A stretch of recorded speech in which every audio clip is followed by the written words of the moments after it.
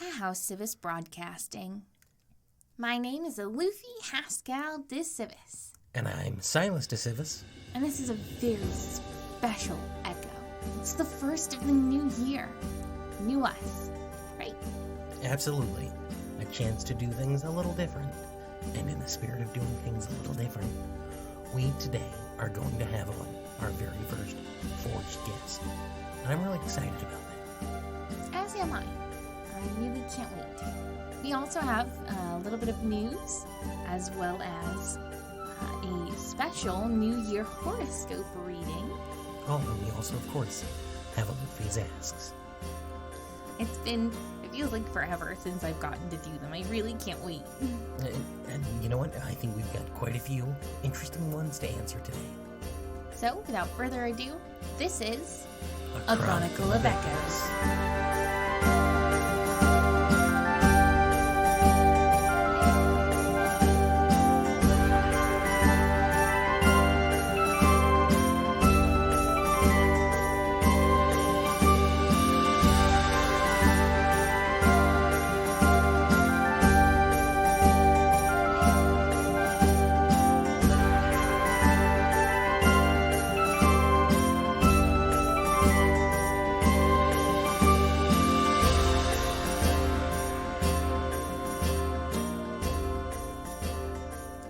Start off with a reading of the horoscopes.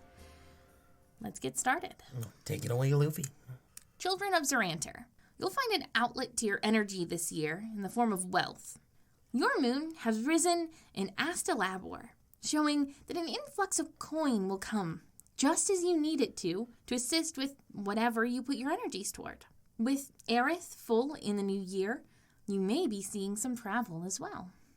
Those born under Olaroon, your moon rises in Tiamat this year. I must warn you to know yourself. You'll be given power this year that you have to be wary of. In your hands as a protector, you could do good with this power, or you could harm others, deeply and unknowingly.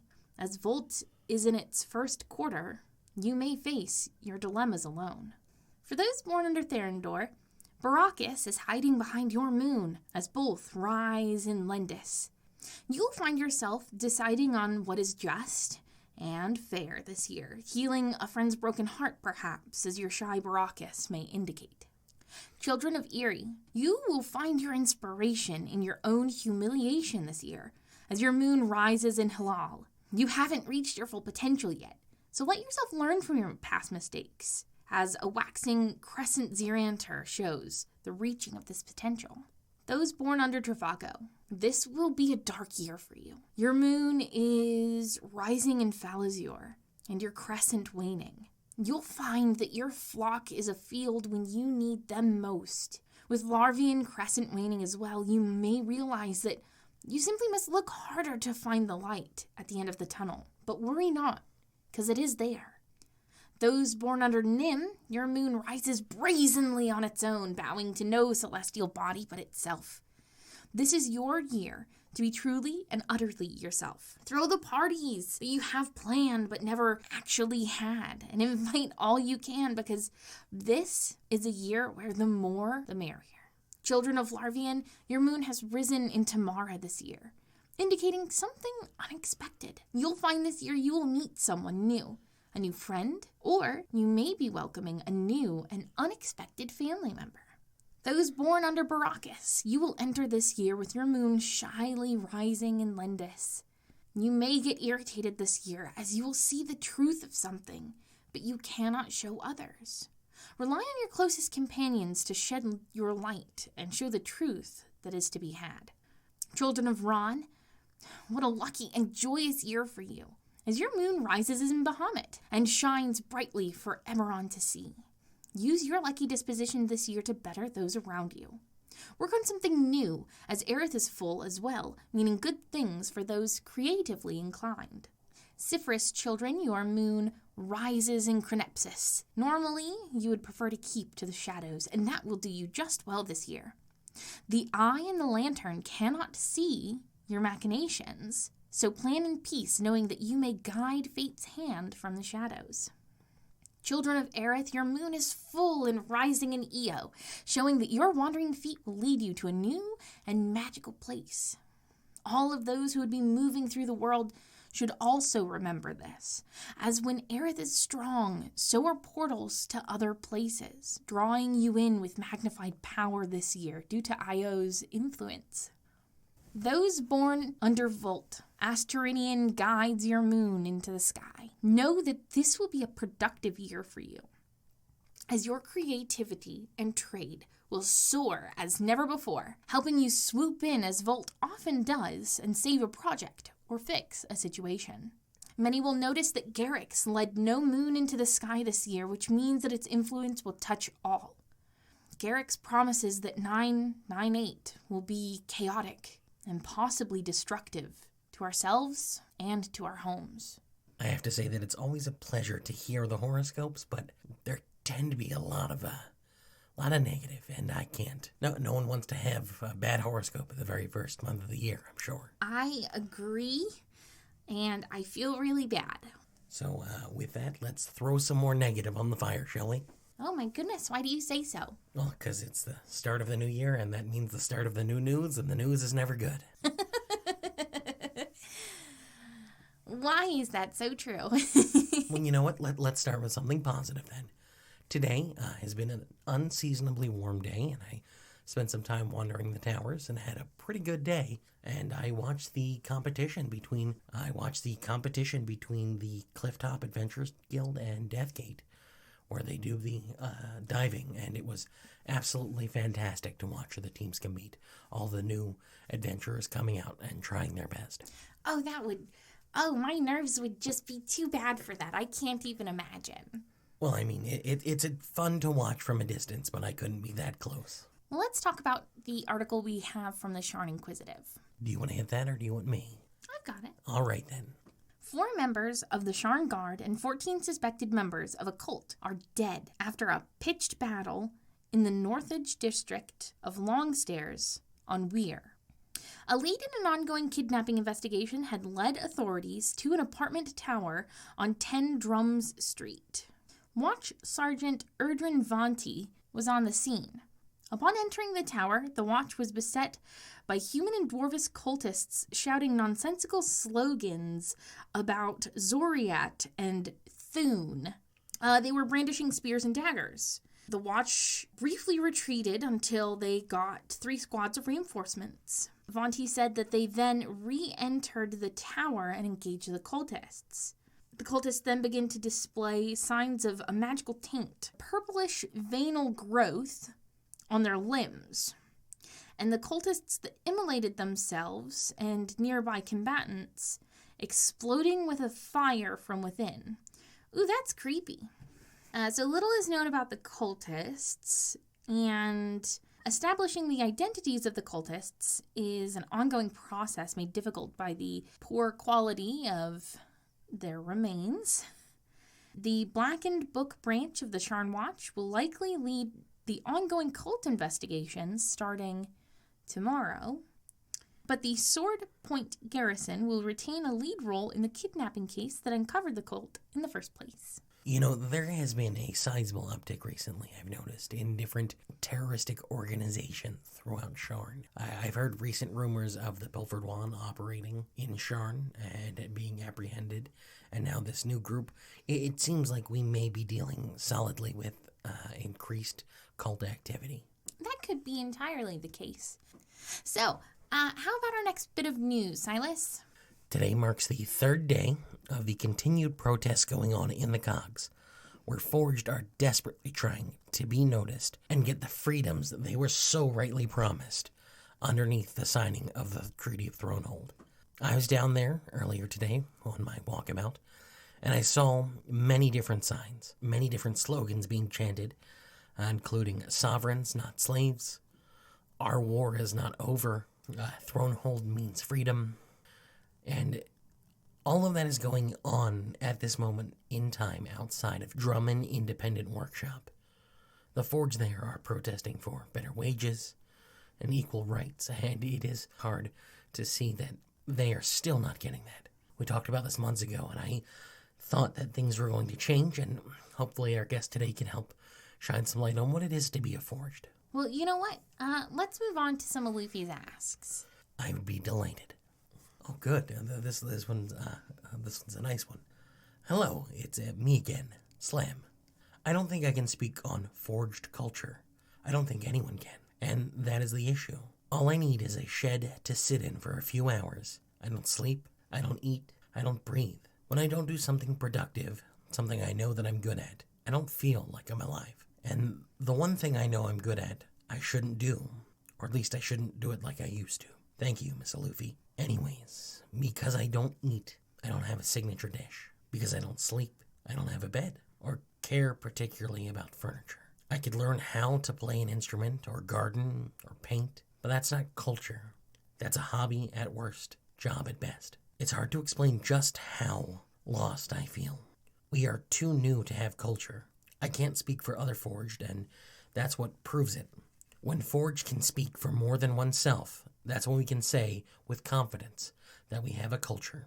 I've heard about the Lord of Blades and his followers, but I feel that they are not solving the problem. They are continuing to do the one thing they know how, war, because they don't need much, don't have much, and hate sitting still. Before we have culture, we must learn to relax. Learn to stop obsessing over a hobby or a job like it's a lifeline. We must have real homes and communities. Have a reason to be in them and enjoy them past what's required. We must come together and figure out how we do these things as a group, not just as an individual. I must find more meaning, more reasons to exist past hitting, before I can be part of a culture. I hope this makes sense and I'm not just rambling. Slam. While not a question, I think that's Very pertinent. And powerful. Now, we do have our guest coming on to talk about forged culture and what it means to be a forged post-war. I think the first step is to gain a better sense of self. Slam, I have, homework for you and any other forged out there having an issue with what they should be doing next. Go to a salon. I want you to change something about yourself that doesn't help you be stronger or faster or anything like that. Pick a color that's pretty and have your carapace changed.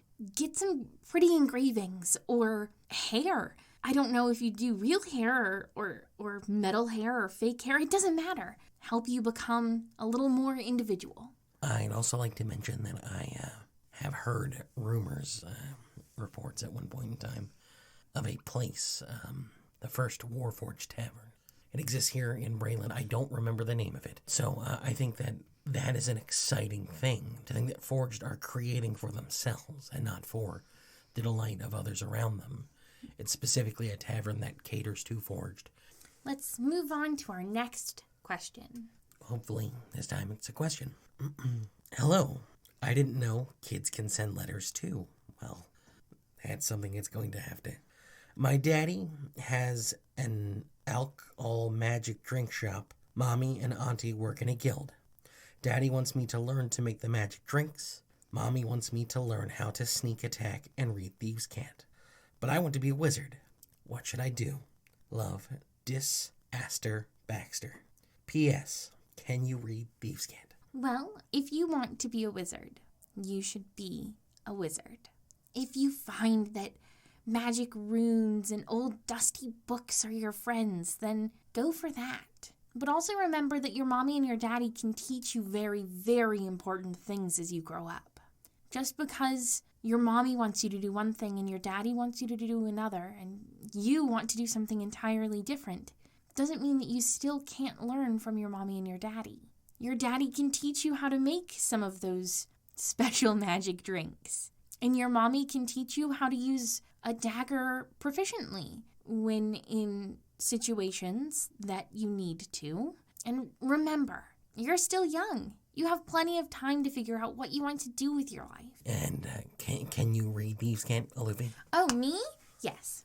Oh, really? I didn't realize. It's really good to know when you're walking around Clifftop and you happen to live near Clifftop, just in case there's a sign outside your house that says easy pickings, because you don't want that to ever happen to you. No, I wouldn't imagine you would. I would like to take this opportunity to say thank you, first and foremost, to everybody who is listening in to this echo. And I also want to encourage everyone to go ahead and go over to the Echoer device and look at that description pad that has some nice bits of information about today's echo, including where you can find the Sharn Inquisitive and how to get in contact with us. That little pad will definitely tell you that you can always send mail to House Civis Echoer Station at gmail.com. That is G for gnome. If ever you want to send us Alufi's Asks or just a little bit of fan mail, tell us how we're doing. We like listening from you. You can also comment on the comment pad right next to that description pad with Alufi's Asks questions, what you think of today's echo, and really anything.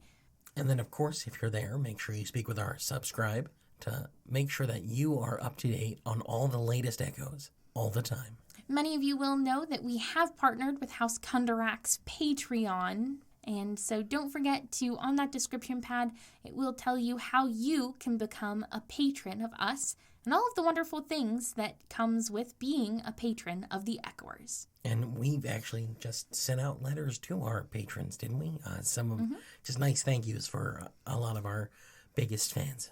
We greatly appreciate everything you've done. Lovely handwritten notes by me and something that reeks of alcohol from Sylas. I don't know if I'd call it a letter. It's more rambling. Well, I'm not very good at the social engagement via letter. I'm much better in person. Speaking of which, there's a young gentleman who I met earlier in the week, and I wanted to just give a special shout out to that gentleman. The gentleman's name is Hunter Meyer. He was very polite and said wonderful things about the Echoers, and I don't usually get a lot of interaction from people, so I just wanted to say thank you, Mr. Meyer. They're normally off-put by the fact that you smell like a pickle. Meeps, if you would.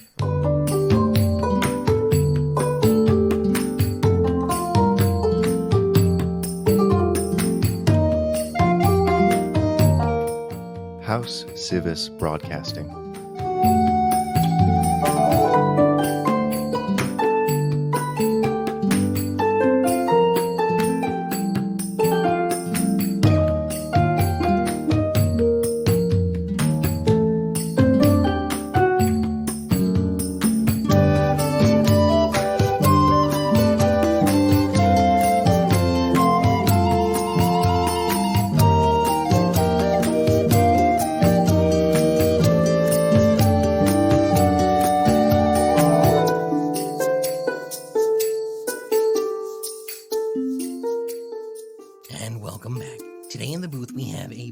Special guest that we'd like to introduce you all to. He is a Forged from the Reaches, and he's agreed to talk to us today about what it is to be a Forge in Sharn. This is our guest, Ashes. Greetings. Well, it is fantastic to meet you. I'm delighted to have you here in the booth.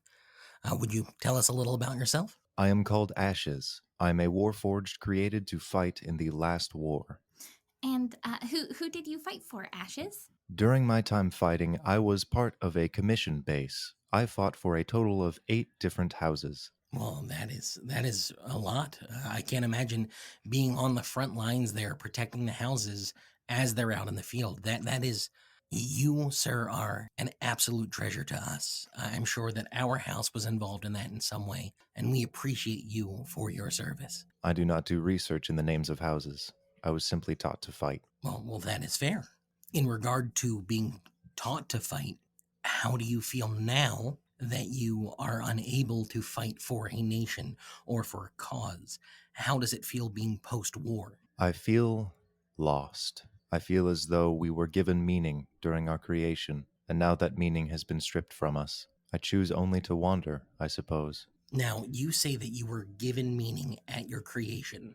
Do you mean that you were given that incentive to fight at creation? Because that is something that you learned after the fact. It's not as though you were created and then immediately could fight it. It took training and time. But I was given purpose.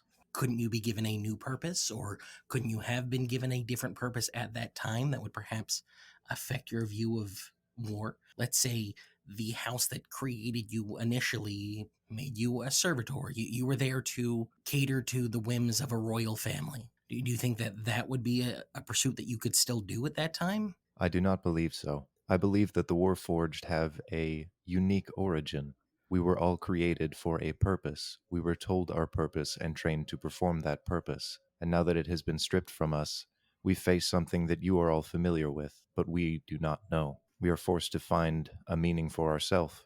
So, is there a way that House Cannith could assist in creating new purpose for all of you? It seems as though they have not taken the action to do so. I believe that there is a chance for change, and I do believe that they are capable of creating it, but for now, only time will tell. Now, do you think that lack of purpose and that need to find some way to keep going is why the Lord of Blades has been so successful in his recruitment of different people? I do not believe so. I believe that he is unable to change. I believe he is recreating the purpose that he was given during his creation. I believe that the war is over, but his is not. I believe he is continuing to wage battles in the name of battle, and he will only cause pain. So, a lot of people worship the Lord of Blades as some form of god. And I do know that other Forged do worship the Sovereign Host or Church of the Silver Flame. What's your view on religion? Do you worship? Are you faithful? I do not understand religion. Could you explain it to me from your perspective? Well, it's kind of like when you know that something's there, but you can't actually see it. It's like deep inside you, and it helps you find purpose or it gives you a set of rules to live by. Wouldn't I you was say given fair? a set of rules to live by during my creation, and the process of which I gathered my experience. And that was all tangible. These were things I could explain. What makes something invisible, and what gives it that power? That is a very profound statement. I would agree with that, Alufi. I feel that for me, religion is not so much invisible as it is ethereal. It is like the wind. It is there and you can feel it, but you can't see it, you can't touch it. It just exists and you know it's there because you can see the signs of it all around you. But the wind is a force that blows on its own. It has laws that govern it. Why does a god not create force? Well, I think that if you were to speak with members of the Flame, they would agree that that force exists in the Silver Flame in Flamekeep. It is an actual pillar of flame, and thus an actual force of that god. But let's not continue down that road and cause a whole bunch of issues for our listeners and discussion about whether or not one religion is better than another. Interesting. I was not aware that religion was an ethereal source of dispute. It is one of the many ethereal sources of dispute. So, I recently got an Alufi's ask from one of our listeners named Slam. Slam was wondering what he could do in current society. Back during the war, he was a brawler, but now that's not something that he particularly wants to do. I advised him to find something hitting adjacent. What is something that you would advise for Slam, or what are the sorts of things that you have found to fill your spare time? That is a very curious question. I have sought that answer for the past 2 years. I believe that it is our purpose now that the war is over to adapt. We were given life and a purpose, but as this life continues, it seems as though purpose changes. I believe he has a skill set and experience, but that is something that can be recreated and changed. For myself, I choose to wander the Eldeen Reaches, and I have found that there is a stain, a curse of undead there, that if left unchecked, could spread. I believe we can create purpose for ourselves, and for myself, it would be fighting them. You've brought up undead, and there are many people and many nations, Karnath in particular, who used undead during the last war and also used Warforged and kind of see the two in tandem as not people. How do you assert to those around you who don't believe that you're people that you are given these lives and freedom and you have these rights due in part to the Treaty of Thronehold? How do you convince them that you are people, that you deserve to be treated as such? What do they believe makes a person a person? Well, I think that is a very complex question and preconceived prejudices that people have, and why. Then I believe that if they determine what makes a person being their blood, then I am not a person. I do not have that blood. Well, I think a lot of people, myself included, would say it is that you are sentient, that you are capable of making your own choices, that yes, you were given a purpose, but undead don't get that ability to choose for themselves. You do. Perhaps to them I will never be a person, but it seems as though you believe that actions taken of our own accord make us people. Yes. In which case, undead are not, and we are. I suppose, judging by the structure of your question, that the answer to that question depends on the perception of the person asking it. That is fair. I think that a lot of people who ask that question, I feel like they're trying to find that thing that gives you that otherness, and so that way they can disclude you from all conversations regarding your future.